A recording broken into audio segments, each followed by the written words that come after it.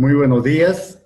A nombre de la Corporación Virtual del Conocimiento CBC y ARCAR, vamos a dar inicio a la etapa de cursos virtuales que estamos desarrollando a nivel nacional. El día de hoy vamos a dictar el curso nacional Elaboración del Plan de Vigilancia, Prevención y Control del COVID-19 en el trabajo, retorno al trabajo. El catedrático, el experto que nos va a facilitar este curso es el doctor Marco Adriancén Costa, que tiene doctorado en salud pública, maestría en salud pública, es especialista como auditor médico, como epidemiólogo y diferentes actividades dentro del campo de la salud. Es docente universitario y hoy complementa sus actividades con nosotros en la elaboración del plan de vigilancia y prevención y control del COVID-19 con retorno al trabajo. La metodología de este curso va a ser la siguiente. Empezamos con un video de SUNAFIL sobre lo que son los lineamientos de la elaboración del plan de vigilancia. Luego viene la exposición del doctor Marco Antonio Adriancén Costa.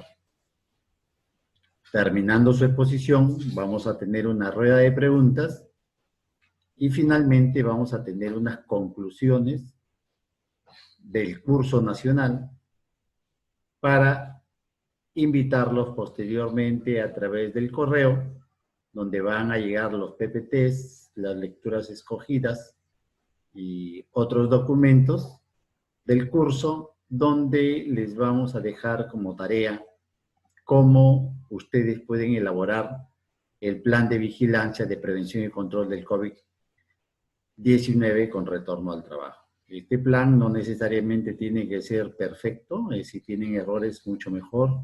Hay que tener en cuenta de que este es un plan diferente a todos los planes, puesto que es un plan nuevo y que poco a poco tenemos que irlo corrigiendo y lo tenemos que ir mejorando. Damos la bienvenida al doctor Marco Adriancén Costa, que ya se encuentra con nosotros, y vamos a empezar con el video de SUNAFIL sobre los lineamientos de la elaboración del plan de vigilancia, prevención y control del COVID-19, retorno al trabajo. Y a todos los que están, vamos a seguir trabajando con el curso. Dentro de ello, dentro de la elaboración del plan de vigilancia, prevención y control del COVID-19 con retorno al trabajo, vamos a trabajar todo lo que es el servicio de seguridad y salud en el trabajo, cómo se debe elaborar un plan de vigilancia para la prevención y control del COVID-19, cuya estructura va a estar descrita como lo planteamos de la siguiente manera. Primero se va a trabajar lo que son los datos de la empresa, sea una entidad pública o sea una entidad privada, la razón social, el RUC, la dirección, la región, la provincia o el distrito. En el segundo ítem vamos a trabajar los datos del lugar de trabajo. En caso de tener diferentes sedes, se hará de acuerdo a la organización de cada institución laboral. Tercero, vamos a trabajar lo que son los datos de servicios de seguridad y salud de los trabajadores, nómina de profesionales, nómina de trabajadores. Vamos a tener que, en el ítem 4, la introducción de la elaboración del plan, los objetivos, la nómina de trabajadores por riesgo de exposición al COVID-19,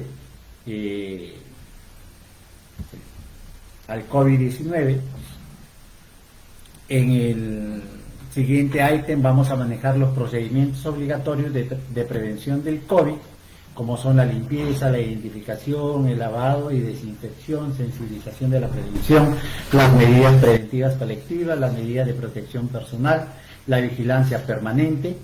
En el octavo ítem, los procedimientos obligatorios para el regreso y reincorporación al trabajo, donde se va a manejar el proceso para el regreso al trabajo, la reincorporación, la revisión y el reforzamiento de los trabajadores, el procedimientos de puestos críticos, el proceso para el regreso de reincorporación del trabajo de trabajadores con factores de riesgo, y en el ítem 9, responsabilidades del cumplimiento del plan. En el ítem 10, presupuesto y proceso de adquisición de insumos para el cumplimiento del plan, y en la parte final el documento de aprobación del Comité de Seguridad y Salud en el Trabajo. Les estamos haciendo de conocimiento pleno que el expositor que va a estar a cargo del curso es el doctor Marco Antonio Adriancén Costa, quien es doctor en salud pública, magíster en salud pública, es médico cirujano de profesión, tiene sus registros de auditor médico, es especialista en salud ocupacional, en epidemiología, es director de la IDES Callao y docente y catedrático de diferentes universidades. Para dar inicio, como dijimos al inicio del curso, vamos a proceder a ver el video de SUNAFIL y tener una idea del estado de cómo se debe manejar el retorno al trabajo.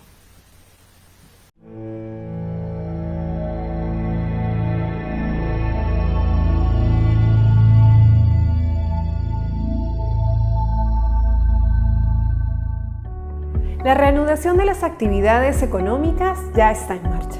Si tu empresa o negocio se encuentra dentro de las actividades económicas comprendidas en esta fase, es importante que elabores un plan para la vigilancia, prevención y control del COVID-19 en tu centro de trabajo, el mismo que deberás registrar en el Sistema Integrado para COVID-19 SISCOVID del Ministerio de Salud.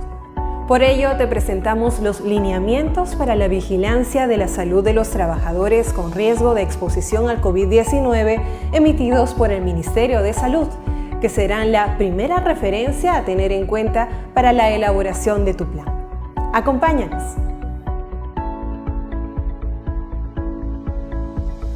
Uno, limpieza y desinfección de los centros de trabajo.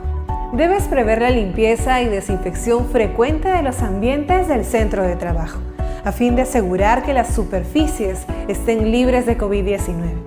La periodicidad de estas tareas deberá estar detallada en tu plan. 2. Evaluación de la condición de salud del trabajador previo a regreso o reincorporación al centro de trabajo. Conforme a la normativa vigente, tu centro de trabajo debe contar con los servicios de un profesional de la salud. Este profesional deberá ejecutar o gestionar los siguientes procedimientos. Identificar por cada puesto de trabajo el riesgo de exposición al COVID-19. Aplicar a cada trabajador la ficha de sintomatología COVID-19. Aplicar las pruebas serológicas o moleculares para COVID-19 a todos los trabajadores que se reincorporan a puestos de trabajo con muy alto y mediano riesgo. 3. Lavado y desinfección de manos obligatorio. Asegura la existencia de puntos de lavado de manos o alcohol gel para el uso libre de los trabajadores. Uno de esos puntos deberá ubicarse al ingreso del centro de trabajo. 4. Sensibilización de la prevención del contagio en el centro de trabajo. Medidas como el lavado de manos y el uso de mascarillas durante la jornada laboral seguirán siendo temas para sensibilizar y educar permanentemente a nuestros colaboradores. 5. Medidas preventivas de aplicación colectiva. Estas acciones están dirigidas a los medios o vías de transmisión del COVID-19. Debemos considerar, por ejemplo, la ventilación de los ambientes, el distanciamiento social de 1 metro entre trabajadores, que las reuniones de trabajo o capacitaciones sean preferentemente virtuales. 6. Medidas de protección personal. Tenga en cuenta que como empleador debes asegurar la disponibilidad de los equipos de protección personal e implementar las medidas para su uso correcto y obligatorio, tomando en cuenta la exposición a riesgo de cada puesto de trabajo. 7. Vigilancia de la salud del trabajador en el contexto del COVID-19. Finalmente, no olvides que mientras dure la emergencia sanitaria, deberás vigilar la salud de tus trabajadores de manera permanente. Una medida será controlar la temperatura de cada trabajador al inicio y fin de la jornada laboral. Antes de terminar, quisiéramos subrayar que estos lineamientos no son las únicas pautas a tener en cuenta para la elaboración del plan para la vigilancia, prevención y control del COVID-19 en tu centro de trabajo. Como empleador, puedes establecer mayores medidas de prevención si lo consideras necesario por la naturaleza de las labores. Además, es muy importante que revises el protocolo sanitario sectorial que rija para tu actividad económica. Si tienes alguna consulta sobre la elaboración del plan para la vigilancia, prevención y control del COVID-19, ingresa a www.sunafil.gov.pe y formula tu consulta a través de nuestro servicio Sunafil Responde.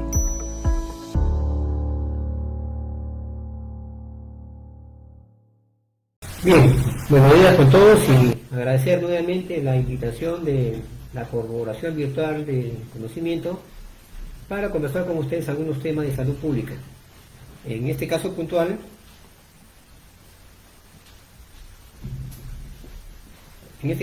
vamos a tratar de revisar un poco el documento técnico consistente en los lineamientos para la vigilancia, prevención y control de la salud de los trabajadores con riesgos de exposición al COVID-19. Un tema de palpitante actualidad que no solamente es un documento para los trabajadores del MINSA, sino es un documento técnico a nivel nacional para todas las instituciones, organizaciones que deben dar cuenta de esto. Se dicta la Resolución Ministerial 239, que es la que autoriza justamente estos lineamientos. Bueno, todos conocemos el coronavirus, ya son más de 100 días de existencia de esta pandemia, y en esta lámina un poquito algunos datos interesantes, ¿no? Todos sabemos que se detectó en diciembre de 2019 en la provincia de Wuhan, en China. Sabemos que es una transmisión directa de persona a persona vía aérea, fundamentalmente con el contacto de las secreciones. Sabemos igualmente que no existe un tratamiento ni vacuna para este virus, y los síntomas que de una u otra manera, a través de las diferentes comunicaciones y publicaciones, ya las conocemos, ¿no? Síntomas como la fiebre, la tos, dificultad para respirar, problemas gástricos, diarreas, o en algunos casos más moderados o graves, la neumonía, los síndromes respiratorios agudos o la insuficiencia renal. Y en el tema de prevención, acá esta lámina fue una de las primeras que se trabajó en el mes de febrero, y si ustedes pueden apreciar, se darán cuenta cuando se menciona, por ejemplo, usar pañuelos para cubrirse la nariz y la boca cuando se tose o estornuda, ¿no? Lavarse las manos de manera frecuente, evitar las aglomeraciones y acudir al médico tan pronto se identifiquen los síntomas. Probablemente estos temas de prevención, que si bien es cierto aún son válidos, han tenido algunas variaciones, y eso nos demuestra que este virus, que es tan nuevo y tan difícil de descifrarlo, han ido cambiando. Por ejemplo, en el uso de pañuelos para cubrirse la boca o estornudar con el pliegue del codo. Esto inicialmente, cuando hay un problema respiratorio, se usaban las mascarillas para evitar contagiar, y probablemente los que nos sentíamos que no teníamos alguna infección respiratoria, simplemente no nos cubríamos. Eso, por ejemplo, cambió, y creo que cambió para bien. El uso de las mascarillas, al margen de esta pandemia, al margen de esta situación mundial, creo que es una lección aprendida. Es la primera lección aprendida que tenemos que tener para que en el futuro, ante cualquier problema respiratorio, sea un resfrío, cualquier problema respiratorio, sea una faringitis, cualquier problema respiratorio, sea un estornudo, tenemos que usar la mascarilla. Es una primera lección aprendida que, como se han dado cuenta en las exposiciones, lo tenemos que mantener.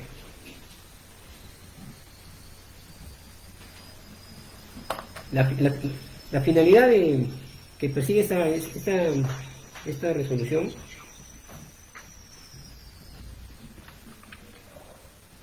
Bueno, veíamos, por ejemplo, que ya en el Perú se inician las primeras publicaciones, nos hablan de casos sospechosos, ¿no? Se hablaba inicialmente de personas, ciudadanos que venían de otros países, ¿no? De otros países, y que era la forma de contar. Ustedes saben a la fecha que esa primera esa primera situación ha variado por completo. Y tenemos la probabilidad de contagiarnos ya no con los ciudadanos que vienen de otros países, sino con el vecino, con nuestro familiar más cercano, en el microbús, en el trabajo. Y justamente lo que perseguimos a través de este trabajo es justamente la prevención.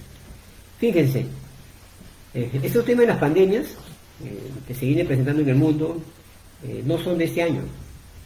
Bueno, se menciona que cada 100 años aparecen pandemias de este tipo, y esta lámina solamente nos refleja que en el mundo no va a ser el COVID-19 la última pandemia. Esperemos que no sea frecuente, pero definitivamente es un tema que tenemos que estar preparados, ¿no? En el año 1720 la peste negra, en 1820 el cólera, en 1920 la gripe española, y este año el COVID-19.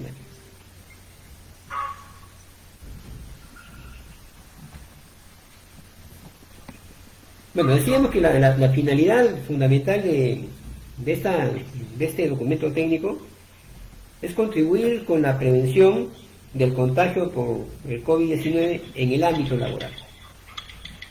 A partir de estos lineamientos generales, lo que se pretende fundamentalmente es la vigilancia, la prevención y el control de la salud de los trabajadores con riesgos que pudieran tener al exponerse.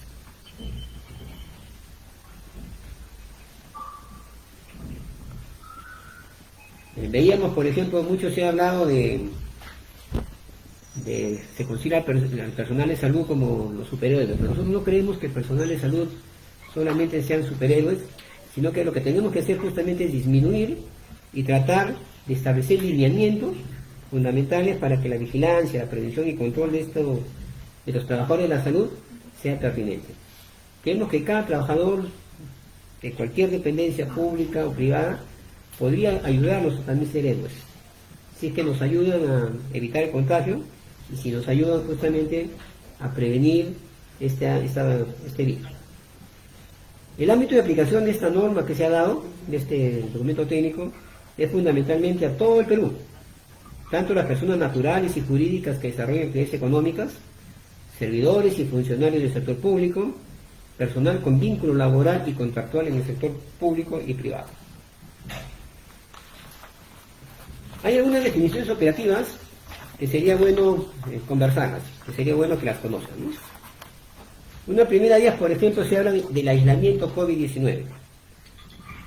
El aislamiento COVID-19 fundamentalmente es un procedimiento por el cual una persona o un caso sospechoso que es reactivo en la prueba serológica o positivo en la prueba PCR, se le limita la circulación, se le limita el desplazamiento en su vivienda o en caso de esté hospitalizado, ¿no? El otro concepto importante conocer es el de alta epidemiológica. El alta epidemiológica es cuando, posterior a los 14 días calendarios que está aislado individualmente en su domicilio o en el centro de aislamiento la persona, es dado de alta. El centro de trabajo, conocemos todos la unidad productiva en la que se desarrollan las actividades laborales. El CENSOPAS es unas siglas que significan Centro Nacional de Salud Ocupacional y Protección del Ambiente para la Salud, que son los que rigen todo el tema de salud ocupacional. El CDC, que es el Centro Nacional de Epidemiología, Prevención y Control de Enfermedades, que es el encargado de conducir a nivel nacional todo el sistema de vigilancia epidemiológica. La cuarentena COVID-19, que es diferente al término del aislamiento, se refiere al procedimiento por el cual un trabajador que no tiene síntomas de COVID, y es importante diferenciar el aislamiento, cuarentena es toda persona, todo trabajador que no tiene síntomas de COVID, se le restringe el desplazamiento. La desinfección es un término que también hay que tenerlo muy claro, es distinto a fumigación, ¿no? Muchas veces confundimos la terminología. La desinfección fundamentalmente es la reducción por medio de sustancias químicas o métodos físicos, los microorganismos presentes en el ambiente. El empleador es la persona natural o jurídica que emplea a uno o varios trabajadores. Los CPPs tienen a ser los equipos de protección personal, un tema que vamos a discutirlo con mayor entendimiento. Y un tema que sí es importante precisarlo son los grupos de riesgo. Los grupos de riesgo son aquellas personas que presentan características individuales asociadas a un mayor riesgo de poderse complicar con COVID-19.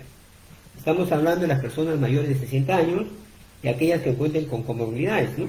Como la hipertensión arterial, como la diabetes, como enfermedades cardiovasculares, enfermedades pulmonares crónicas, el cáncer u otros estados de inmunodepresión.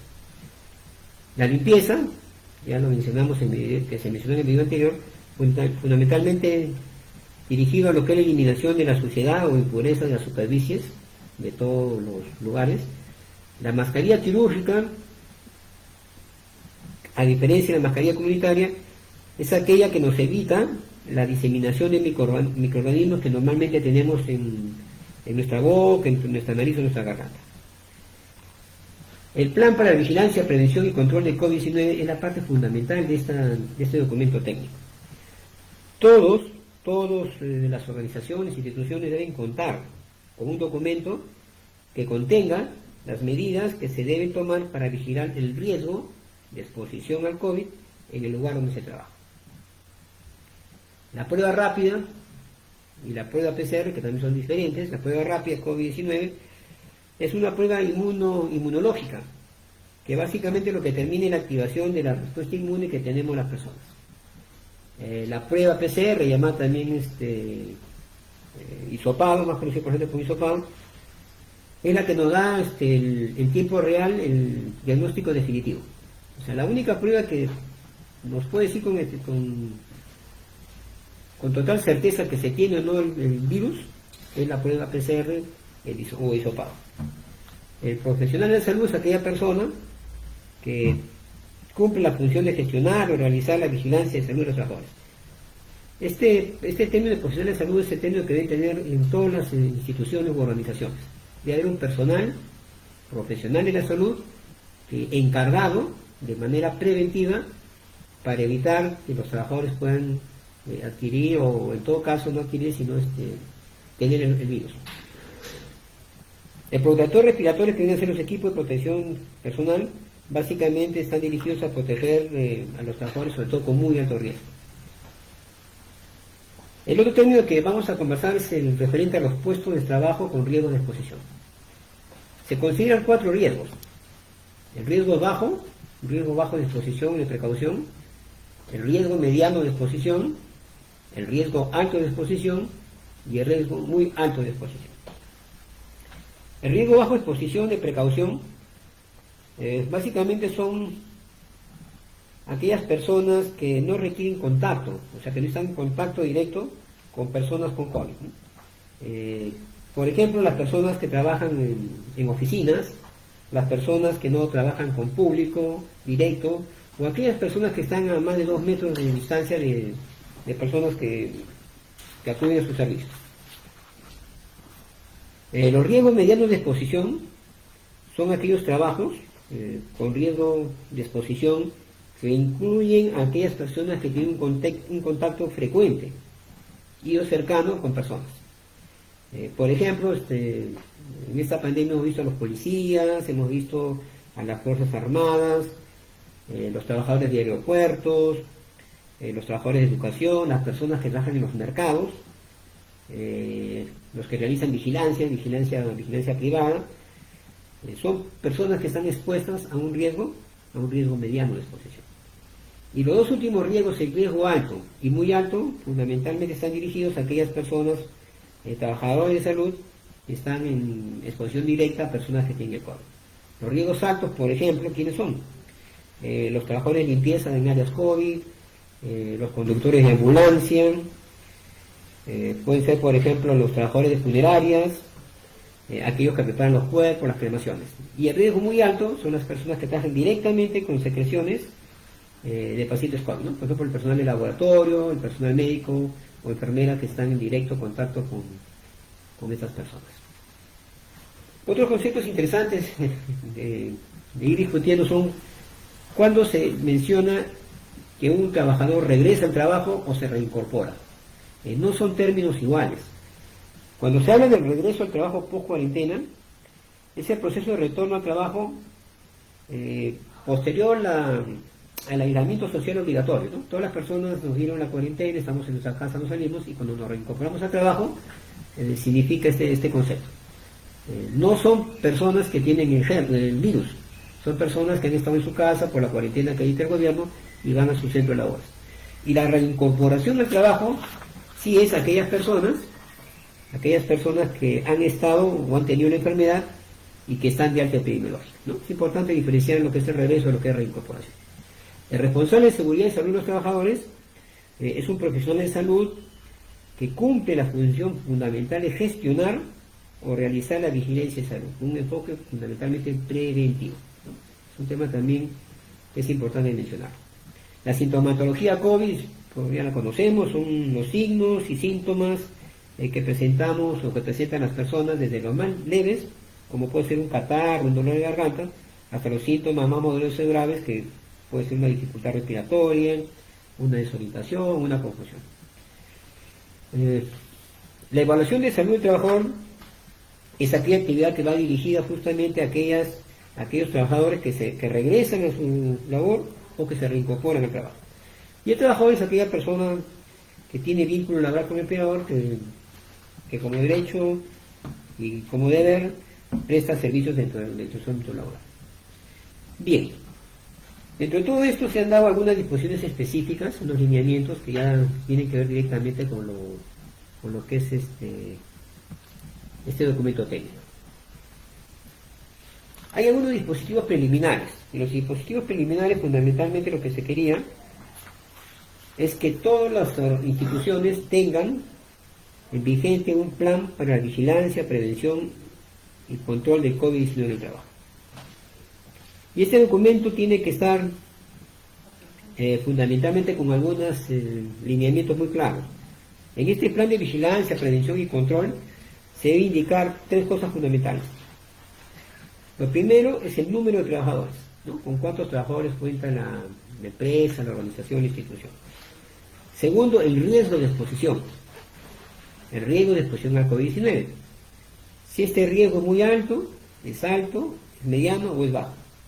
Y tercero, en este plan debe considerarse las características de vigilancia, prevención y control por riesgo de la exposición.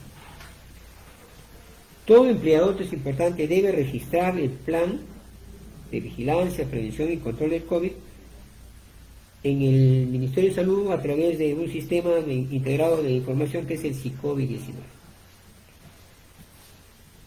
Hay 7 lineamientos que se plantean en este documento para lo que es el trabajo. El primer lineamiento tiene que ver con la limpieza y desinfección de los centros de trabajo. Muchos de nosotros hemos visto esta lámina probablemente, ¿no? Que tiene que ver con las acciones que hacemos en casa, ¿no? Y en casa hay un protocolo que manejamos, ¿no? Intentamos no tocar nada, desinfectamos las patas de las mascotas si que la tenemos, dejamos el bolso, la cartera en una caja de la entrada, lavamos el celular, limpiamos las gafas con alcohol, nos quitamos los guantes con cuidado, nos quitamos los zapatos al entrar a la casa, nos quitamos la ropa, nos duchamos, etcétera, etcétera. Entonces este protocolo que tenemos de entrada en casa tiene que también manejarse en el trabajo. Tenemos que tener mucho cuidado con la higiene y con la limpieza de todos los ambientes de nuestro centro de trabajo. Esto nos tiene que asegurar que hayan superficies libres de COVID-19. Y esto se tiene que realizar todos los días previo al inicio de las labores diarias.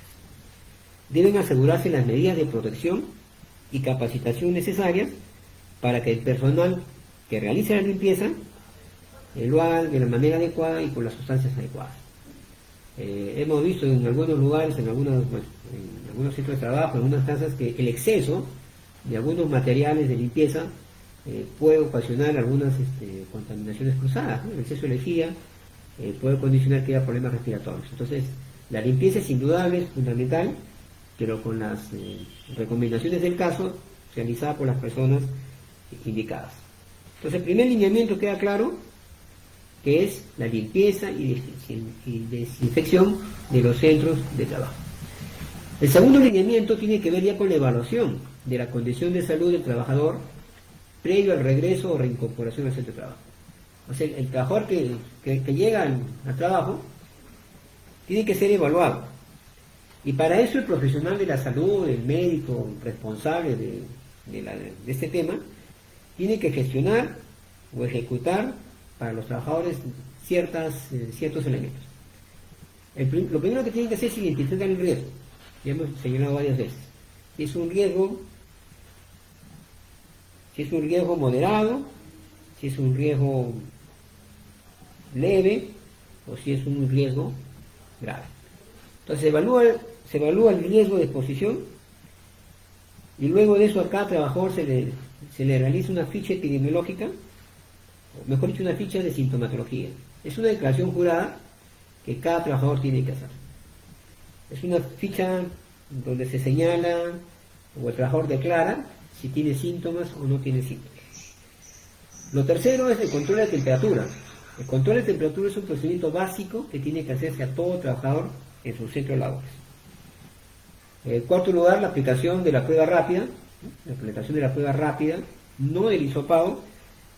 En algunos casos podría darse el hisopado, pero fundamentalmente la prueba rápida es para detectar los riesgos, ¿no? Nuevamente, si es muy alto, si es mediano, fundamentalmente.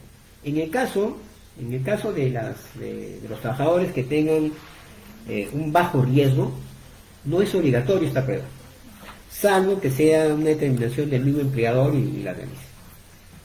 La periodicidad de esta aplicación de estas pruebas va a depender del plan que tenga cada organización, cada institución. Por otro lado, los costos que representa deben ser asumidos por el empleador, ¿no? El empleador tiene la obligación de que estas pruebas sean realizadas. En el hipotético, en el supuesto que encontrase, por ejemplo, en un trabajador de bajo riesgo, que se encontrase un caso sospechoso, lo que tiene que hacer el personal encargado es ya aplicar la ficha epidemiológica, realizar la prueba serológica, o molecular, que es el hisopado, identificar los contactos domiciliarios y finalmente comunicar a la autoridad de salud la presencia de este caso. En el caso de los trabajadores identificados como sospechosos, hay que recordar que el diagnóstico es posterior a cumplir los 14 días calendario de aislamiento y que antes de que regrese al trabajo, el empleador debe realizar la evaluación clínica respectiva y correspondiente. El tercer lineamiento, que también es muy importante, está relacionado con el lavado y desinfección de las manos con carácter obligatorio. Creo que eso es lo que más hemos aprendido. Siempre ha sido una tarea titánica del Ministerio de Salud, de tratar de que todas las personas, no solamente los que trabajamos, nos lavemos las manos de una manera adecuada. Creo que es otra de las lecciones aprendidas de esta pandemia, que hayamos aprendido a justamente lo que es el lavado de manos. En caso específico, los empleadores lo que se tiene que hacer es que aseguren los puntos necesarios de lavado de manos en los trabajos, y si no fueran los puntos de agua, se pueden pasar por el alcohol gel. O sea, sobre todo el ingreso del punto de trabajo tiene que haber o un punto de lavado de manos con la suficiente cantidad de agua, de jabón, o de lo contrario, el alcohol gel, para que permita que el empleado o la persona que ingresa pueda tener la higiene correspondiente. Es importante además que tenga letreros en los puntos de lavado donde indiquen el método que se utiliza, el método correcto, o cómo usar correctamente el alcohol en este caso. El cuarto lineamiento tiene que ver fundamentalmente con la sensibilización de la prevención del contagio en el centro de trabajo, ¿no? ¿Cómo hacemos para que el personal que está realizando el trabajo esté correctamente informado de lo que sucede, ¿no? Esto es una minita, por ejemplo, que definitivamente todos hemos tenido el temor, el miedo correspondiente, pero muchas veces ese temor y miedo que es natural que lo tengamos, se ha ido difundiendo por las redes sociales.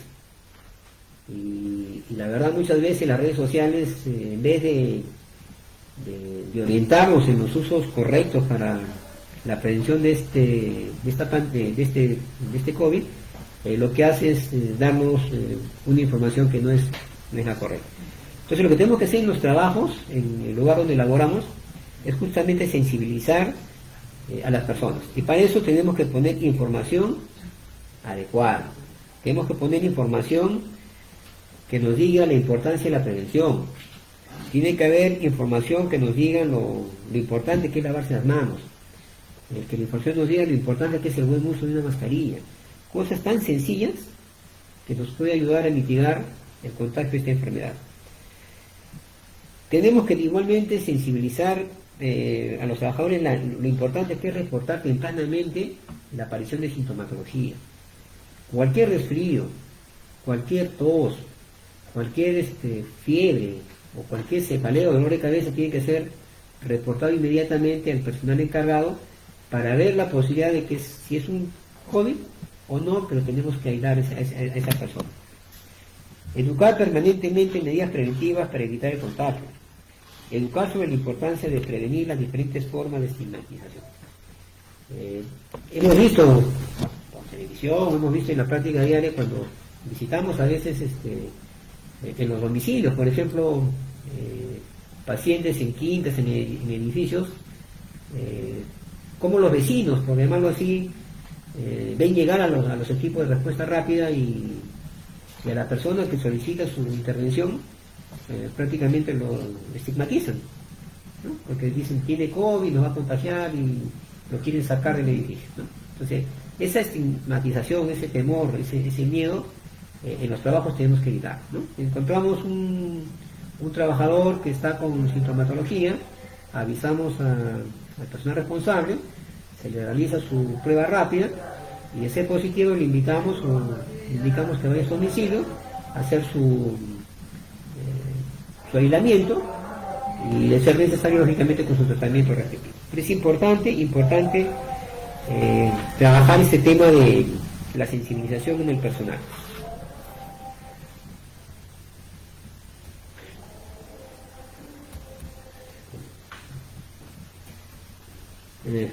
El lineamiento 5 tiene que ver con las medidas preventivas de aplicación colectiva. La transmisión de este virus en el ambiente de trabajo, si no guardamos las conductas necesarias, sobre todo de distanciamiento, podemos contagiarnos fácilmente. Es importantísimo tener ambientes ventilados, ¿no? También romper esos estigmas que nos dicen que si hace aire voy a enfermarme. Los ambientes tienen que estar ventilados. Tiene que haber una renovación cíclica del volumen de aire. El distanciamiento social, por favor, es lo más importante en este tema. El distanciamiento social de 1 metro, 2 metros es importantísimo. No podemos vencer esa epidemia, esa pandemia, si es que no hacemos el distanciamiento social, es importantísimo. El uso de la mascarilla, reiteramos, y lo vamos a hacer hasta el final, es un punto clave en esta pandemia. Y mascarillas que sean adecuadas, ¿no? Mascarillas que realmente cumplan su función de protección.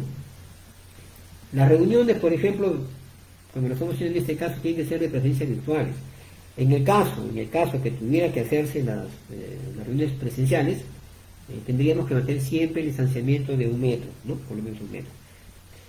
Donde atendemos al público, donde atendemos a pacientes, tiene que haber barreras, ¿no? Que nos permitan adicionar al distanciamiento la menor posibilidad de un trato directo de los rostros, a pesar de la mascarilla. La limpieza y desinfección de los calzados al ingreso de los lugares de trabajo es fundamental. Un tema que preocupa y que la verdad es un tema que tenemos que trabajarlo más, ese tema, ¿qué hacemos con el material contaminado? Ya para nosotros antes de la pandemia, el manejar los residuos biocontaminados, llámense mascarillas, llámense guantes, llámense equipos de protección personal, ya es un dolor de cabeza porque tenían muchas dificultades incluso con el personal de salud, ¿no? Para diferenciar lo que debe eliminarse y lo que no debe eliminarse. Con esta pandemia eso ha rebasado un poquito el tema y y sabemos, ¿no?, que en los domicilios manejamos mascarillas, manejamos equipos desechables, y la verdad lo que hay que recomendar es que haya un adecuado desecho de este material. Este material puede ser, de hecho, que es contaminado, y tenemos que tener las medidas correctivas, y es un tema, creo yo, a trabajar más adelante, pero que realmente nos preocupa como punto de contagio. Distanciamiento, fíjense, ¿no? Acá hay una de las fotos, de las múltiples fotos que hay, ponemos a la derecha, vemos cuando hubo la pandemia de la gripe hace el siglo pasado, y lo que es la pandemia actual. Posiblemente las mascarillas las usamos, pero el tema del distanciamiento no se veía como ahora. ¿Y por qué mucho insistimos en el tema del distanciamiento social? Por la transmisibilidad de este virus. Este virus es muy transmisible, es muy contagioso, ¿no? No hablamos de la virulencia, sino de la forma de contagio. Es bastante contagioso. Y este gráfico creo que nos demuestra con un poco de humor, bueno, no tanto de humor, ¿no?, sino de una realidad de que el distanciamiento tiene que darse de una manera muy fuerte. El lineamiento 6 ya tiene que ver con las medidas de protección personal. Y la medida de protección personal tiene que estar dirigido fundamentalmente al empleador para que asegure la disponibilidad de equipos de protección. Y no solamente que asegure la disponibilidad de los equipos de protección personal, sino que fundamentalmente vea el uso correcto y obligatorio. Tiene que haber un uso obligatorio de los equipos de protección personal dependiendo del lugar donde se trabaje, ¿no? Dependiendo del lugar donde se trabaje, las mascarillas correspondientes, si es necesario los guantes, si es necesario los mandilones, pero la medida de protección personal es un tema fundamental en este tema de pandemia. Acá una foto también que vemos de las muchas que circulan, donde definitivamente es una exageración, pero la gente desea protegerse de alguna manera. No estamos diciendo que esa es la manera adecuada definitivamente, pero los empleadores tienen que manejar el tema de la protección personal de una manera prioritaria. El último lineamiento que plantea este equipo tiene que ver con la vigilancia de la salud del trabajador en el contexto de COVID-19. Durante esa pandemia el empleador tiene que vigilar cómo es la salud de los trabajadores. Y para eso, lo hemos mencionado en un momento, la temperatura corporal es fundamental, ¿no?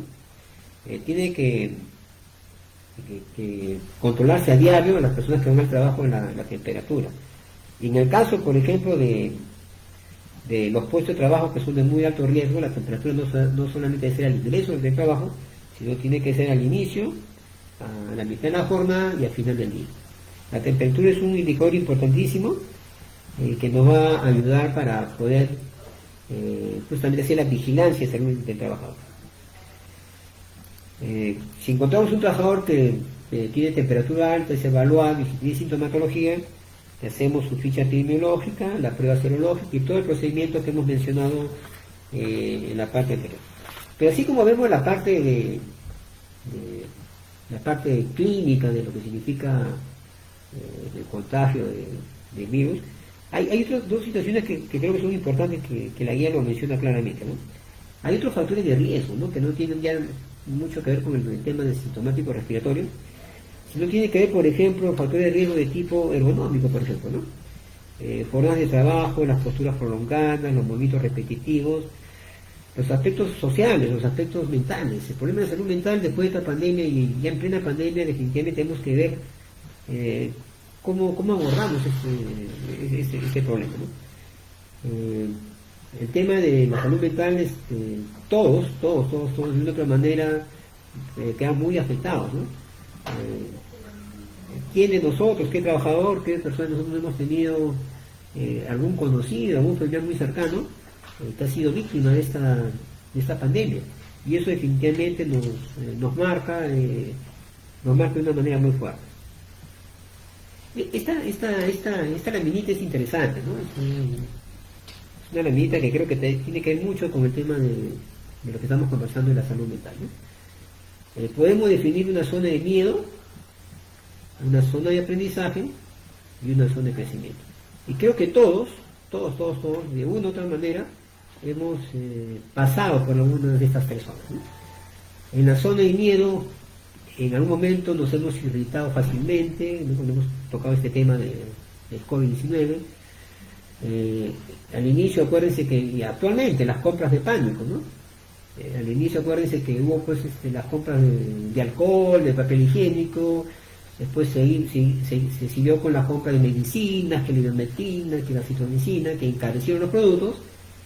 Ahora último estamos viendo el tema del oxígeno, ¿no?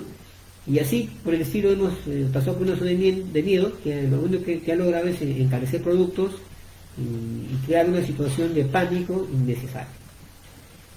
En algún momento hemos ido pasando por la zona de aprendizaje. Hemos comenzado a mejorar nuestro control, hemos dejado de consumir lo que nos hace daño, ¿no? Desde noticias hasta alimentos.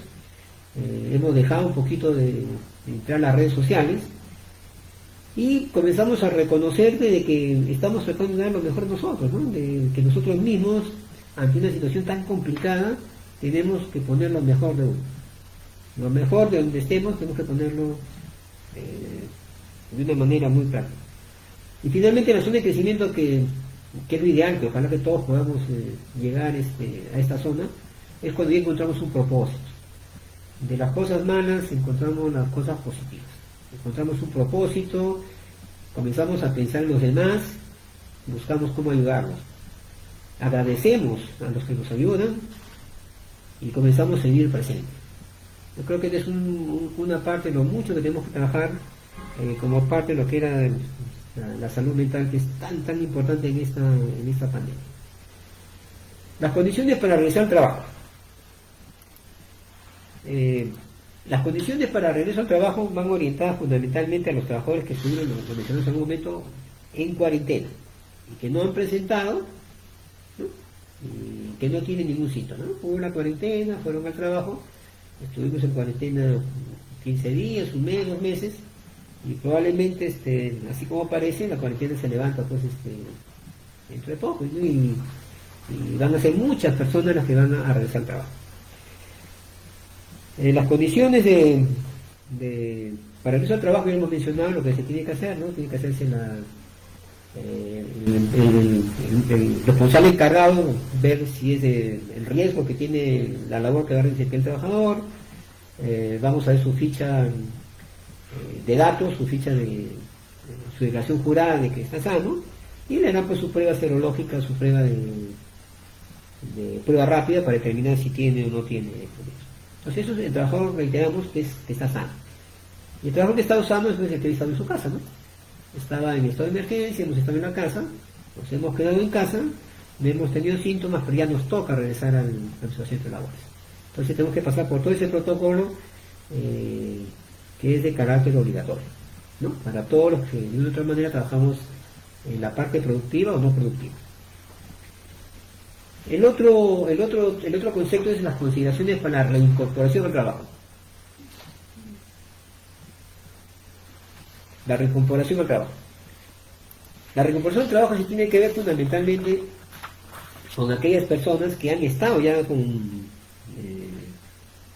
el COVID-19 y que tienen que regresar a sus labores. Se habla de la reincorporación de los casos leves, ¿no?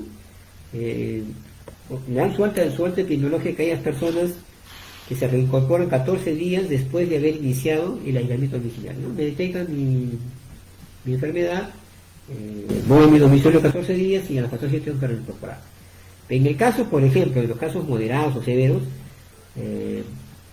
los días se cuentan a partir de la alta clínica, ¿no? Yo he estado hospitalizado, he estado con un tratamiento moderado, ¿no? Me dan de alta y a partir del alta cuento 14 días para lo que era el resultado, ¿no? En medidas generales es lo que son los términos que se realizan. Definitivamente el seguimiento clínico se tiene que dar de manera permanente a través de lo que es un seguimiento telefónico. Y lo que se tiene que hacer con la persona que se reincorpora al trabajo es tratar como primera opción de que haga un trabajo remoto, ¿no? Tratar de darle las comodidades para que pueda trabajar de una manera, de una mejor manera, ¿no? Y si no es posible el control remoto, el trabajo remoto, se le ubica, se le trata de ubicar en un lugar pues, definitivamente que no esté asignado. ¿Okay? Bueno, indudablemente que nadie debe estar asignado, pero tenemos que darle las comodidades, las facilidades para que ese personal tenga las mejores condiciones laborales que se puedan ¿no? Va a depender entonces cuando dure la cuarentena. En esta medida tenemos también un poco de humor, ¿no? Pues inicialmente eran 15 días, 30 días, pero al margen de la cuarentena que posiblemente se pueda levantar, va a seguir lo que es el distanciamiento social, y eso probablemente tenga mucho tiempo y tenemos que estar preparados para eso.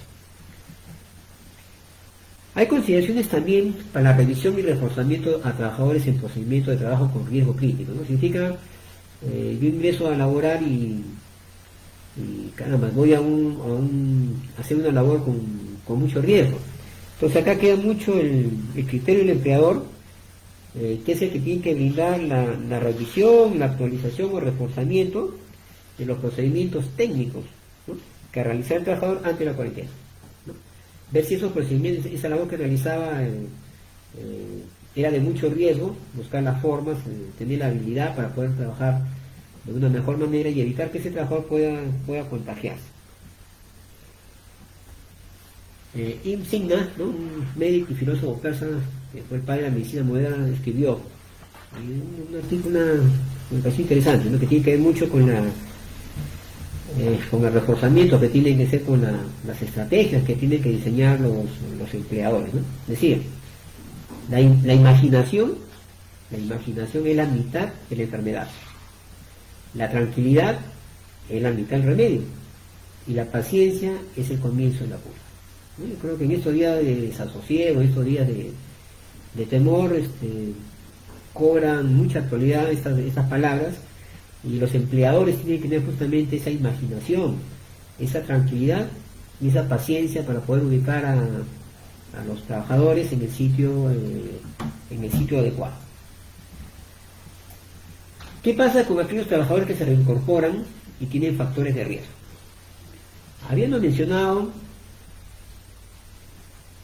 que, primero, el 10 de febrero más o menos salió esta publicación, cuando recién empezaba la pandemia con decía, una de las muchas que corrieron en las redes, ¿no? 10 de febrero, uno de los peores días hasta ahora a causa del coronavirus, 10 de febrero. 108 personas murieron en China a causa del coronavirus, pero el mismo día 26.000 murieron de cáncer, 24.000 de enfermedad cardíaca, 4.300 de diabetes, se suicidó un montón de gente y otras enfermedades que causaban mucho daño, muchas muertes. Eso es cierto, pero justamente eso que se menciona en las personas con esta comorbilidad, justamente son las que tienen mayor posibilidad de infectarse. Entonces, las personas mayores de 60 años, las personas que tienen hipertensión arterial, las personas que tienen enfermedades cardiovasculares, las personas que tienen cáncer, diabetes mellitus, obesidad, asma, enfermedades respiratorias crónicas, insuficiencia renal crónica o alguna enfermedad, un tratamiento inmunosupresor, tienen que tener los cuidados necesarios y para ellos deben mantenerse en la cuarentena domiciliaria. La cuarentena domiciliaria hasta que se determine el seguimiento clínico correspondiente. El médico encargado, el responsable de evaluar, será el que determina la reincorporación y regreso al trabajo de esas personas que tienen la comorbilidad y que podrían estar expuestos a un contagio. Una de las cosas que conversábamos en algún momento decíamos, ¿no? El tema del aislamiento fue una medida importantísima definitivamente en esta discusión, pero creemos que debió enfocarse muy fuerte en el tema de justamente las personas con comorbilidad. Y estas personas con comorbilidad no solamente era un aislamiento para que ellos nos contagien, no. Era una situación donde debían mantener el aislamiento para nosotros no contagiarnos. En el mundo la mortalidad se ha ido dando, el 80% de las muertes ha sido justamente en estas personas. Entonces, creo que al margen de que se levante la cuarentena y esta situación, la inmovilización, el aislamiento de las personas con estas características, con estas edades, debe mantenerse. Y al margen, como sugerencia de lo que puedan decir las normas, leyes, yo creo que como lección aprendida de esta pandemia también, es que las personas con esta comorbilidad deben quedarse en sus domicilios. Debemos evitar los que estamos constantemente saliendo, ahora que probablemente el próximo mes salgamos más personas a trabajar, y que probablemente adquiramos o tengamos el virus como una persona ya asintomática o con sintomatología muy leve. No llegar a nuestras casas, no llegar a visitar a nuestros padres, no llegar a visitar a nuestros familiares con estas características, y transmitirles lamentablemente la posibilidad de un contagio. Entonces creo que es un tema importantísimo en este momento, a estas alturas de la pandemia, que tenemos que tener muy en cuenta.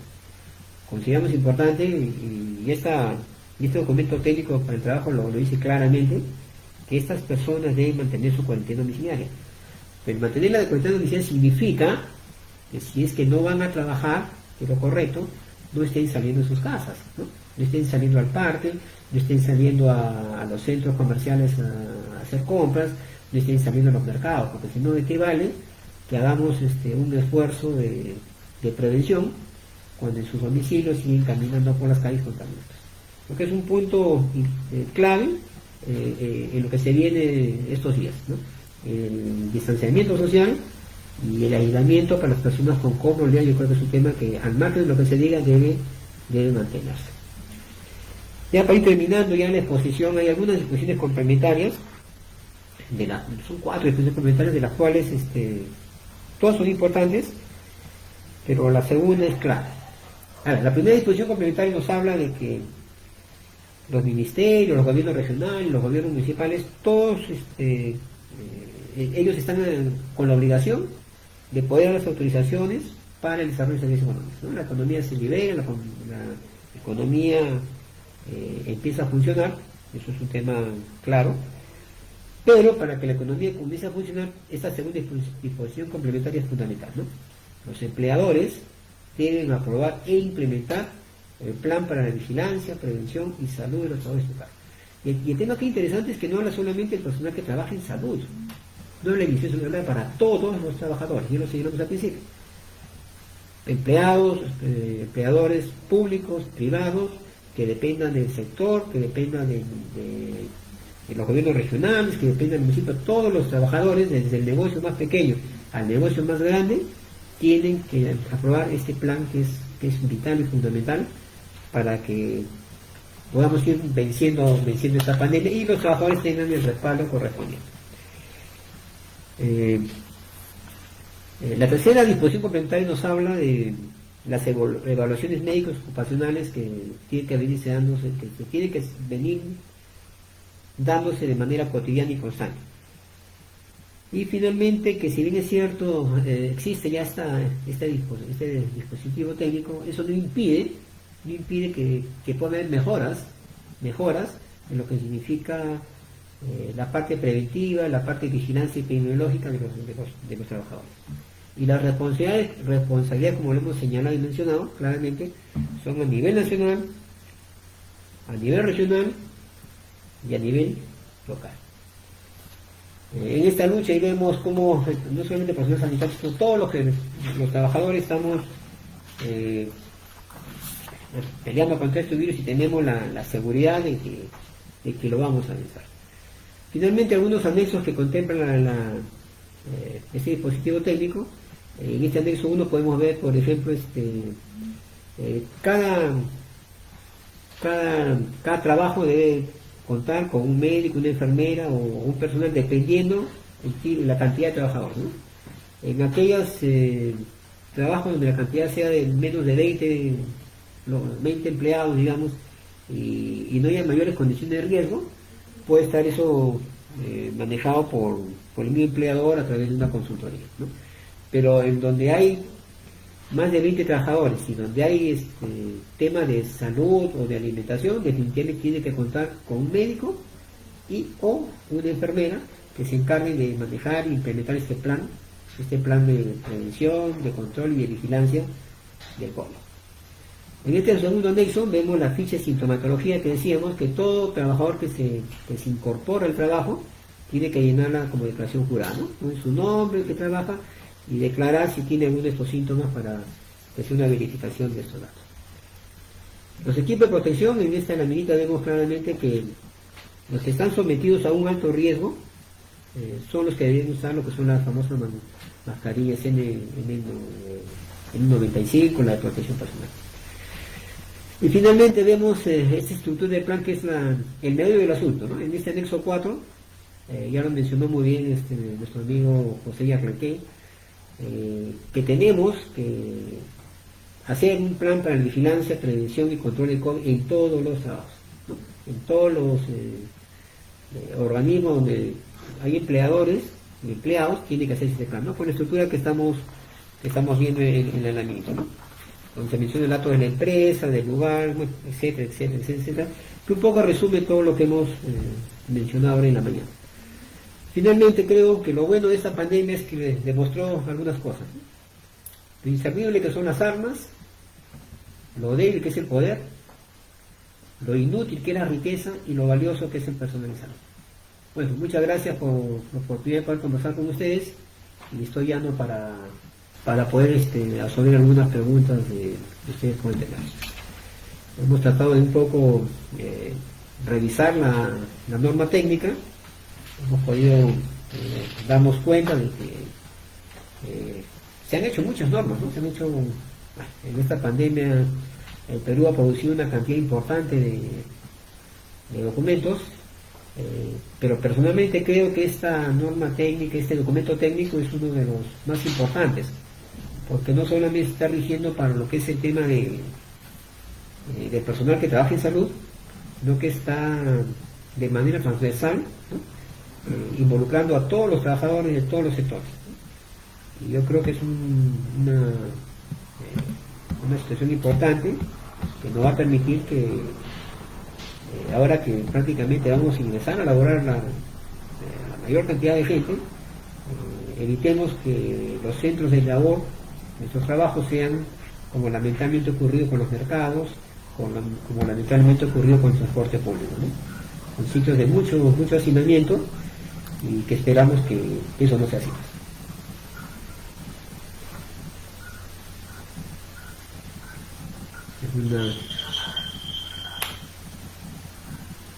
Es un poco, sé que es difícil, ¿no? Poder manejar esta situación, pero como le mencioné al principio, hay lecciones aprendidas interesantes, ¿no? El uso de las mascarillas para cuando pase en algún momento esta pandemia y vayamos a laborar y estemos resfriados, ya no con el COVID, hablemos cuando ya no hay COVID, cuando ya no se usen mascarillas, cuando pase la pandemia. Pero si estoy resfriado, tengo que ir con mi mascarilla al trabajo. Evitar un poco esos estigmas de que si son mi mascarilla, no, o sea, pasa la pandemia, estoy resfriado, tengo que usar mi mascarilla. Lavado de manos, no puede haber un centro de labores donde no haya lavado de manos, ¿no? Yo creo que hay lecciones que tenemos que aprenderlas y como en algún momento en una magnitud menor fue el cólera en nuestro país, que también fue un tema bastante difícil de manejar, nos dejaron algunas lecciones que hay que aprenderlas. Y yo creo que de estas cosas negativas hay que sacar lo positivo, ¿no? Y lo positivo justamente creo que es eso.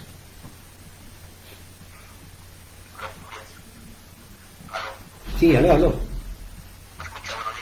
Sí, buenos días.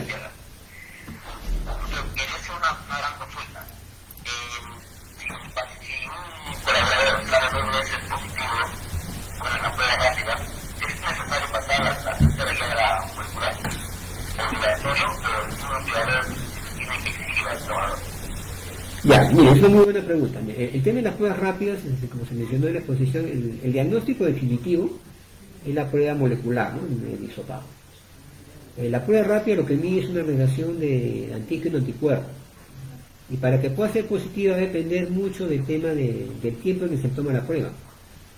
Generalmente los estudios señalan de que la etapa de contagio es de una semana, y una vez que digamos nos contagiamos, hay una curva ascendente que dura más o menos 14 días, y que generalmente entre los 7 y 10 días de enfermedad es donde la prueba sale reactiva. Y la prueba tiene dos componentes, ¿no? Tiene lo que se llama la IgG y la IgM, ¿no? Que son dos inmunoglobulinas, digamos, ¿no? La que mide, cuando sale la prueba rápida positiva, las dos IgG, la IgG y la IgM, significa que estamos en una etapa de contagio, digamos, ¿no? Que tenemos el virus en la reacción eventual. Cuando va desapareciendo el virus, lo que va quedando es la IgG, como una inmunidad de reserva. Y probablemente en algunos casos puede salir con un tiempo mayor a los 14 días que uno sea reactivo a la IgG. El ser reactivo al IgG significa que hemos tenido el virus y el virus ya está desapareciendo, ¿no? Entonces la posibilidad de contagio ya no existe. Eso es un poco más o menos el por qué hay falsos positivos, falsos negativos. Puede ocurrir también que yo tengo 4 o 5 días de síntomas, me hago la prueba rápida y sale negativo. Y mi enfermedad estoy haciendo el 5º o 7º día y probablemente estoy con el virus, ¿verdad? Es una prueba que ayuda mucho en lo que son, por ejemplo, poblaciones. ¿Cómo nos ayuda bastante la prueba rápida? Por ejemplo, si tenemos un mercado, como se está haciendo, y hacemos un tamizaje a todos los trabajadores del mercado, ¿no?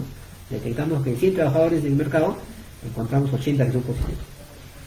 Hacemos un tamizaje nuevamente y encontramos que en ese mercado del 80% que era positivo, ahora está un 20%. ¿Qué significa?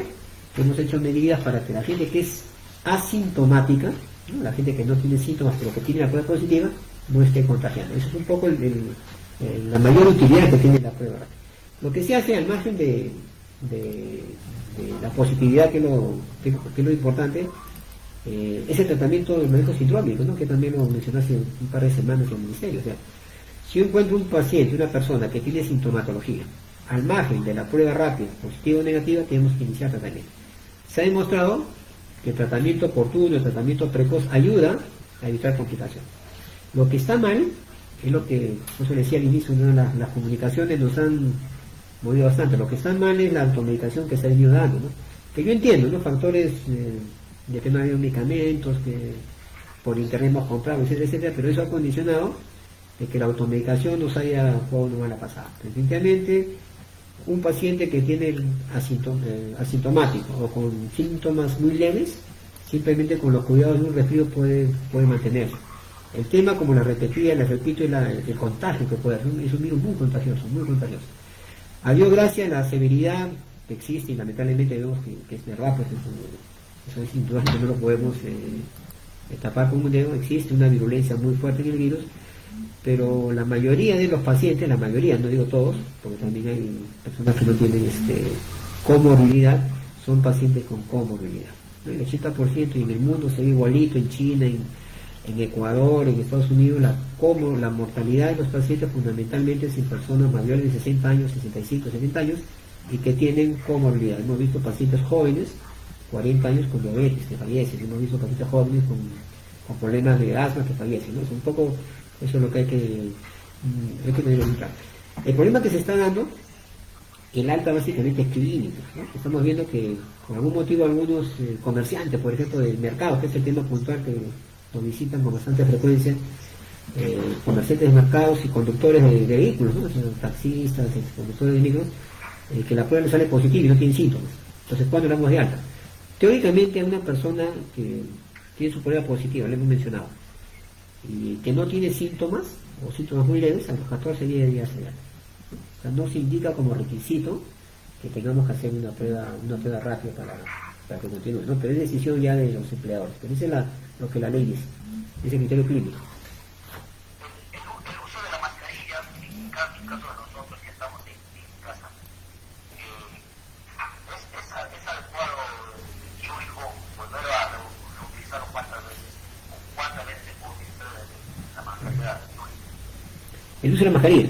Mire, es un tema que también lo hemos mencionado y con bastante énfasis, ¿no? A ver, las mascarillas, vamos a dejarlo así, ¿no?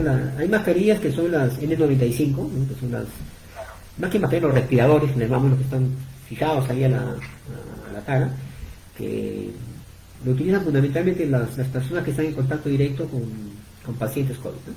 Médicos, enfermeras, laboratoristas, ¿no? Que nos evita que haya un contacto.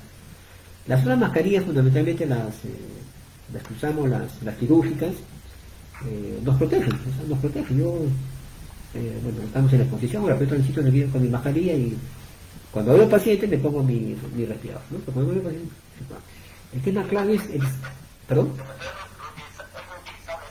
Ya, esto que vemos ya. La idea es que a lo que llaman, son mascarillas, su denominación son mascarillas descartables. Deberían descartarse.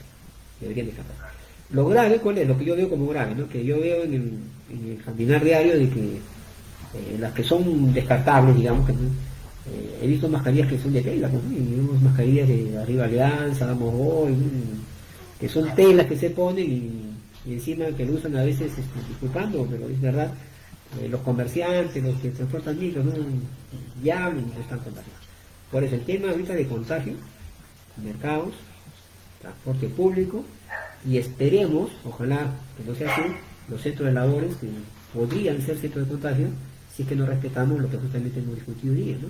Si logramos mantener en nuestros trabajos estas medidas de contingencia, yo creo que las posibilidades de un contagio masivo van a ser menores, ¿no? Pero el uso de las mascarillas son mascarillas no descartables. El caso de los respiradores tiene otra connotación, pero las mascarillas que usamos en el día a día son descartables.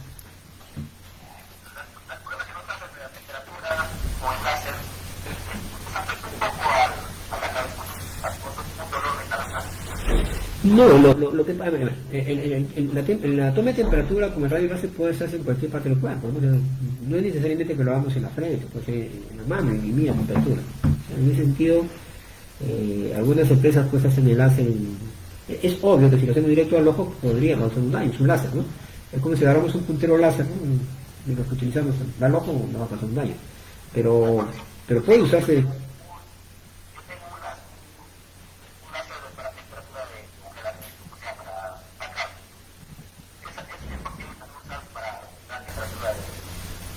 La temperatura, por ejemplo, la temperatura se puede tomar con cualquier instrumento que mida, ¿no? Sino que tendría que ser, los termómetros, por ejemplo, tendrían que ser individuales, ¿no? Si hoy individual, o sea, de modo que tendría que tener, entonces, cada trabajador tendría que tener su termómetro. Entonces, por facilidad se han hecho termómetros digitales que nos permiten tomar la temperatura sin posibilidad de contagio, un contagio menor, ¿no?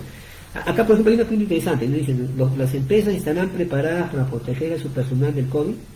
Parece mayor costo y menos producción, un servicio o producto más caro.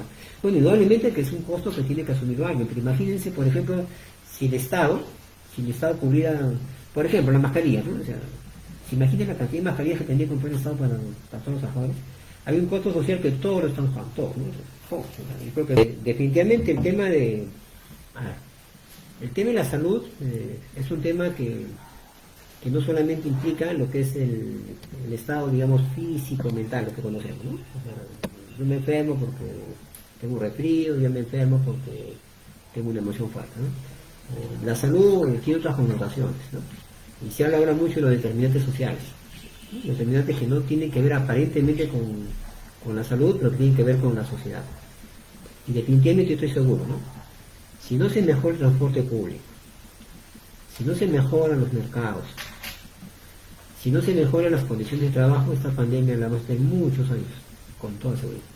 O sea, el ir al trabajo significa que tengo que transportarme, ¿no? Que tengo que tomar una movilidad. Y no es malo que estén en los asientos separados, pero hay el suficiente número de carros para movilizarse. Todos tendrán la opción de poder gastar un taxi para su trabajo. Son interrogantes que se tienen que ir a... los mercados, correcto. Los mercados, hacemos la intervención en los mercados y cerramos el mercado, limpiamos, pero los comerciantes salen a las esquinas y siguen trabajando y siguen. Lo hemos visto por televisión y por... O sea, las condiciones de otros sectores influyen mucho en el tema de que esta pandemia continúe. Y es un tema que también es cierto, ¿no? De que nos faltan ventiladores, que nos falta oxígeno, que también es correcto, eso no está en discusión. Pero hay otros factores adicionales que no permiten el resolver esa pandemia. El tema puntual de los centros laborales. Había una pregunta que nos decían, ¿el empleador tendrá la capacidad de...? Yo creo que sí, es una obligación del empleador que lo haga. Si el negocio es pequeño, tiene que hacerlo. Si el negocio es grande, tiene que hacerlo, ¿no? Yo tengo amigos que tienen negocios pequeños de venta de alimentos, tienen 5 trabajadores, y él ha tenido que pagarle las pruebas rápidas, ¿no? Lo que está mal es que no haya facilidades para la adquisición de esas pruebas rápidas. Ahí está el detalle, ¿no? No es justo que una prueba rápida que la podemos hacer en un centro de salud, en una dependencia, en un hospital en Minsa, sea gratuita, que debería ser gratuita, y vayamos a un particular, porque el MISA no puede darlo y tenemos que pagar 150, 150 soles. Eso no está bien. No está bien que una prueba molecular que la podemos hacer, que debe hacerse gratuitamente, y estemos gastando, no sé, pues 300, 400 soles. De intervención. Yo creo que el tema puntual es ese, ¿no? de que el empleador tiene que asumirlo, tiene que asumirlo. De que hay facilidades de las empresas, del Estado, no sé quién sea responsable, de que podamos adquirir pruebas rápidas a un costo más cómodo para que el empleador lo haga, hay que hacerlo. Y que los determinantes sociales influyen mucho, y siempre ha sido así en el estado real de una población. En este caso, repito, transporte público, mercados, centros laborales son un peligro. Ahora dice acá, ¿es necesario que sean personal de entidad? No. En las instituciones, obviamente, cuando son del Estado, son instituciones grandes, hay vamos a hablar, por ejemplo, vamos a ver un ejemplo para que se entienda, ¿no? Por ejemplo, en el Callao, ¿no? Está en la Direza Callao. La Direza Callao tiene 60, 50 centros de salud. Yo quiero elegir mi comité de seguridad en el trabajo. Entre todos los trabajadores, ¿no? Pues son más de 1000 trabajadores, elegimos a 5 representantes de los trabajadores. La dirección pone 5 trabajadores y conforman el comité de salud del trabajo. Nombran un presidente, un responsable, y ellos se encargan de la vigilancia. Ellos son el comité de salud del trabajo. Pero para el efecto de la salud ocupacional, se puede contratar un médico, una enfermera, que no necesariamente sean ellos, pero que se encarguen de la parte de salud del trabajo. Pero fundamentalmente el trabajo es preventivo, como dice Arnoldo, ¿no? O sea, no es que yo contrate un médico para atender pacientes, ¿no? Que eventualmente lo puede hacer, sino fundamentalmente es preventivo, para que se cumplan las normas de bioseguridad, no lo que estamos conversando. Esa es un poco la idea de estos comités, ¿no? El comité de salud en el trabajo, fundamentalmente lo que se encarga es de ver la parte de prevención, ¿no? Que las vías de acción son adecuadas, que se trabaje en condiciones óptimas, en el tema de la pandemia que haya, pues, lo que hemos conversado, ¿no? Que haya el termómetro, que sean las pruebas, esa es la función de ellos. Pero reitero, en los trabajos pequeños no es necesario que haya un médico, no es necesario. Pero sí tiene que tener su plantilla. Un poco lo que estamos trabajando con la corporación es justamente que sepan, ¿no? Porque al final un plan no es del otro mundo, lo pueden hacer ustedes, y lo puede visar un personal de salud, y eso es válido para negocios que, de acuerdo a los centros de trabajo tipo 1, que no están incluidos en el decreto supremo 003, para ser exacto, ¿no? No están incluidos, tienen menos de 1000 trabajadores, con una declaración de esas tranquilamente puede funcionar. Lo importante es que todos tenemos un protocolo, ¿no? Cuando tenemos los protocolos, que todos tengamos un protocolo que nos permita mantener eso, ¿no? Sobre todo la higiene, ¿no?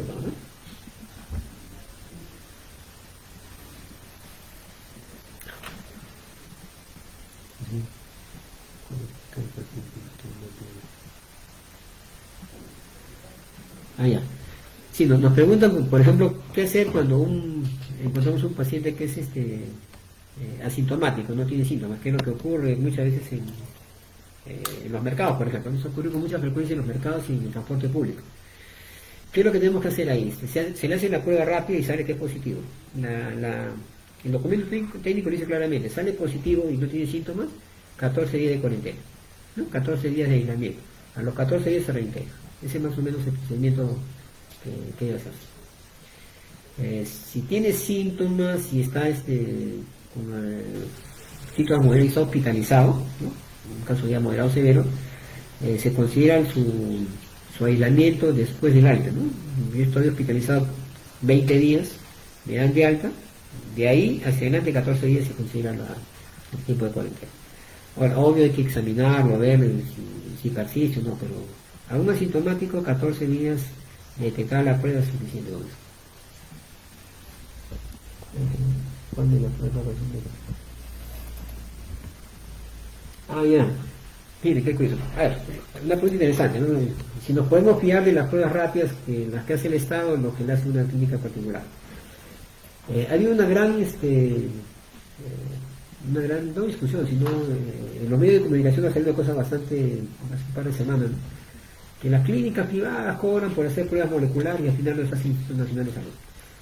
Vamos a decir, las pruebas moleculares, el hisopado, la única entidad que las procesa es el Instituto Nacional de Salud, no existe otro. Las pruebas moleculares que las haga la clínica, que las haga el Ministerio de Salud, que las haga un centro de salud, se toman la muestra, se registran en el SISCOVID, ¿no? En ese sistema que mencioné que es un sistema que ha diseñado LINSA, y el resultado que lo procesa el Instituto de Salud sale pues a los 5 días más o menos. Ese resultado va al usuario que se ha hecho la prueba, directamente a su correo personal, a su celular.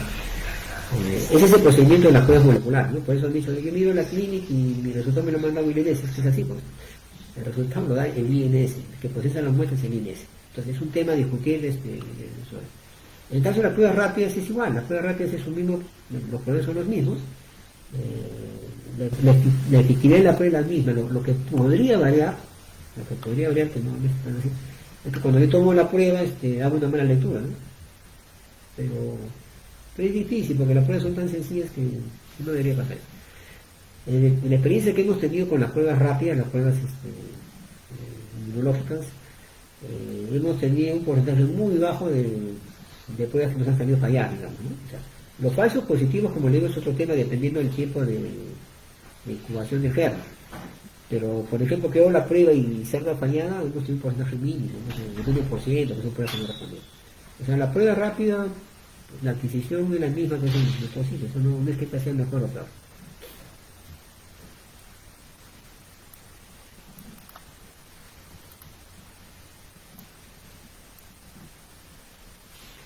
Ya, los que ahorita para hacer el seguimiento del plan de vigilancia,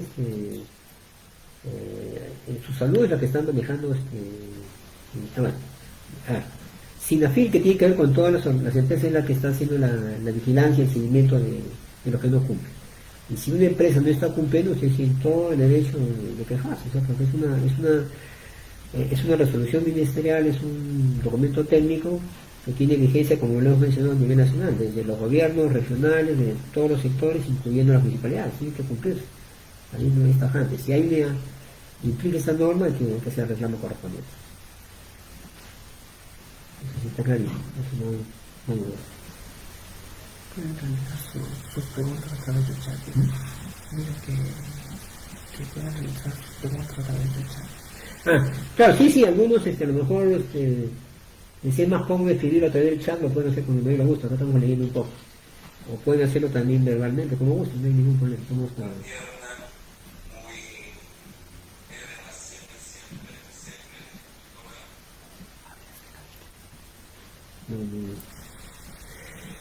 Bueno, ¿qué más será?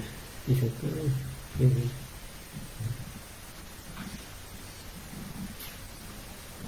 Habla acerca del tratamiento. El tratamiento. El tratamiento.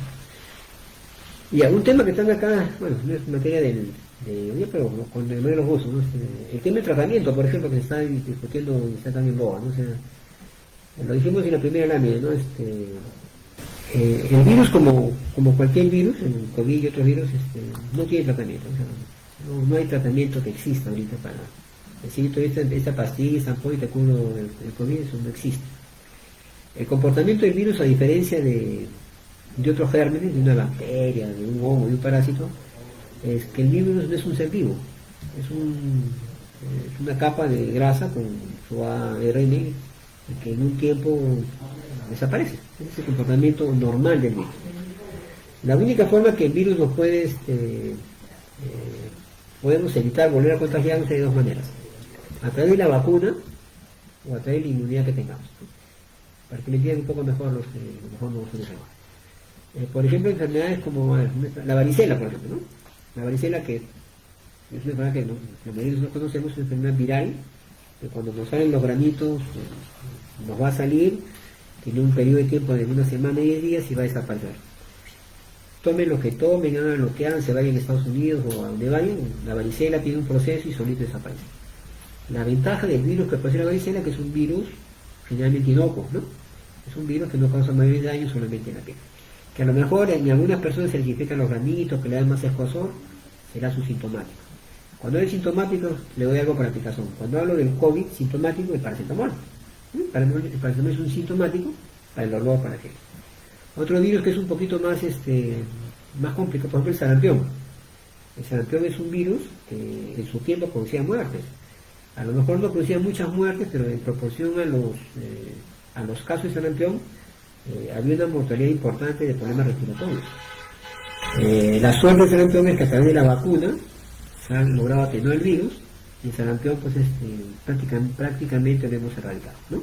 Por ahí están habiendo unos brotes, pero ese es el tratamiento del sarampión.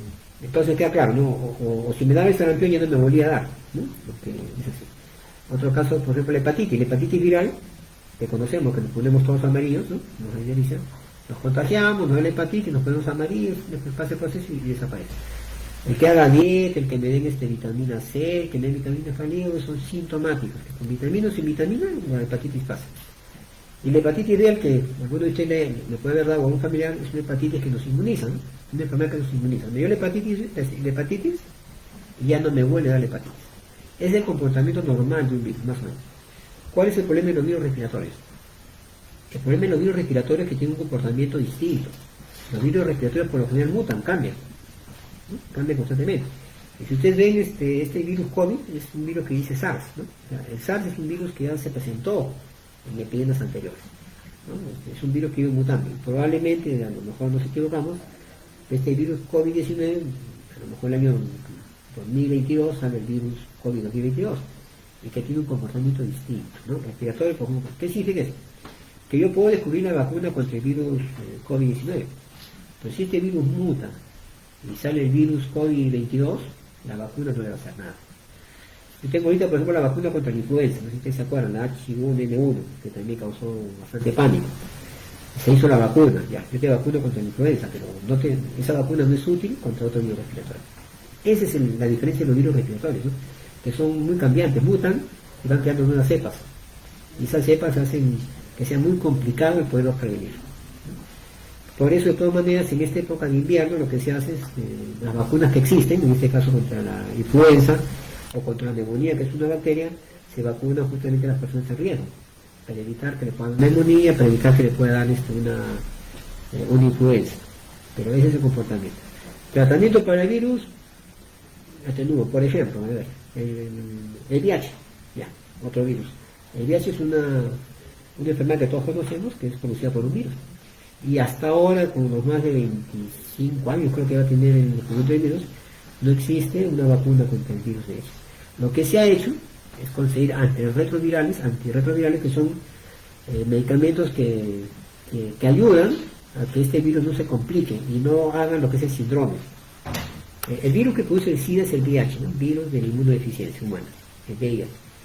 Y este virus las personas lo van a seguir teniendo toda su vida, ¿no? Hasta que cobramos la vacuna para no adquirirlo toda la vida. Y cuando hacen la enfermedad, producen el SIDA, ¿no? El síndrome de inmunodeficiencia. Y el SIDA es lo que finalmente llega a la muerte.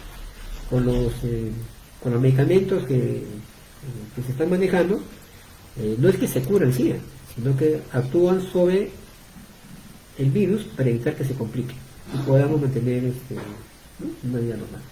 Pero un tratamiento no existe, es algo que sea la inmunidad o que sea la vacuna. Bueno, imagínense, ¿no? Si para descubrir la vacuna contra el SIDA, ¿cuántos años si no la descubren? Imagínense lo difícil que es conseguir una vacuna contra el COVID, ¿no? Yo insisto que la mejor vacuna, ya para ir terminando, la mejor vacuna es lo que hemos mencionado al inicio. Y se los digo yo con bastante conocimiento, ¿no? Porque yo es lo que hago personalmente, ¿no? Distanciamiento social, mascarilla y lavado de manos, ¿no? Mis manos, creo que en estos 3 meses nunca me he lavado las manos tanto como estos días. Y que esa costumbre nos quede, muchachos, amigos, que esta costumbre nos quede. El lavado de manos, que nos quede. Doctor, una última preguntita, disculpen. En uno de los lineamientos dice la primera, limpieza y desinfección. Normalmente siempre hacemos una desinfección en casa con lejía. ¿Cuál sería la buena posición para hacer la desinfección en tu casa? Sí, es interesante como le dije la pregunta, porque lo curioso es que a veces el pánico, como le dije, es natural, ¿no? O sea, la prensa, las redes sociales nos han hecho desesperados. Y a veces pecamos en exceso, ¿no? Conozco personas que abusan de la lejía de tal manera que han llegado a la consulta a gente intoxicada por lejía, ¿no? La lejía te crea un problema respiratorio, un problema digestivo, incluso personas que han estado tomando, bueno, limpiando con lejía y que tenían úlceras ya consagrados, ¿no? Que no lo produce el virus. Es más curioso, no lo produce el COVID, no lo produce el virus. La lejía tiene ya sus características muy propias, no es necesario que estemos haciendo lejía todo el rato, ¿no?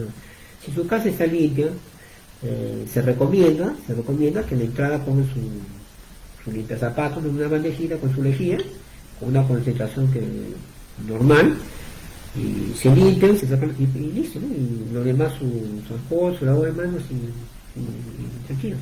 El uso de energía fundamentalmente es para los ambientes donde entra mucha gente y esas cosas. Todo el centro de trabajo no se pero en la casa igual. O sea, no nos desesperemos en el tema de la limpieza, que es importantísimo, ojo, por favor, no digo lo contrario, ¿eh? Pero más importante que la desinfectación, que la limpieza, que es importantísimo, es el cuidado personal. Si yo que tengo, y estoy haciendo, me cuido, me protejo y no contagio, evitamos la pandemia. Por eso, con muy buen criterio al principio se hizo lo del aislamiento, la lógica de eso, pues, pero al final las cosas, bueno, han habido muchos errores por parte de todos nosotros y eso es lo que nos está un poco complicado. Bueno, acá dice una pregunta de una más, dice: he visto en una actividad de vacunación que el personal del municipio está con mascarillas de material de algodón, el cual no cumple con las certificaciones del MIS. Ello pone en riesgo a su personal como a la población. ¿Qué hace la sí? Pues definitivamente, es el cuarto punto que yo lo he puesto y que no lo menciona el ministerio, ¿no? Mercados, transporte público, centros laborales que no ponen, y las mascarillas. Por eso decía, las mascarillas se usan, o sea, cualquier tipo de mascarillas que no protegen, ¿no? Las mascarillas no son las quirúrgicas, ¿no? Es verdad lo que dicen, no sé qué municipio puede haber sido, pero las autoridades tienen que tener mucho, sobre todo si es mi personal que trabaja, ¿no? En mi institución, yo tengo que protegerlos correctamente. Eso es uno. Y lo segundo, la gente tiene que entender que no es que yo le ponga la mascarilla más vistosa, no es un desfile de moda, ¿no? Por favor, entiéndase, ¿no? O sea, ya si quieren entrar a la moda, pongan su mascarilla y encima pónganse apoyada, si quieren estar disfrazaditos la mascarilla es un equipo de protección personal, y como lo mencionó alguno de ustedes, es descartable. O sea, yo me pongo mascarilla, tengo que descartar, me pongo que la descarto, ¿no? Yo me pongo una mascarilla, tenerla pues en una semana, ¿no? O sea, y lamentablemente lo que vemos en las calles, pues las mascarillas es un problema. Vemos mascarillas que eran blancas y están plomas, ¿no? Como decir negras, ¿no? Y si lo está haciendo un municipio, sí, yo creo que ahí sí tiene que haber una queja correspondiente. Bueno, por mi parte, gracias, más bien, dejarle el pase a José, y nuevamente, José, agradecerte por la invitación y gustoso para seguir conversando con estos temas de salud pública cuando gustes, y esperando que les haya ayudado en algo nuestra conversación.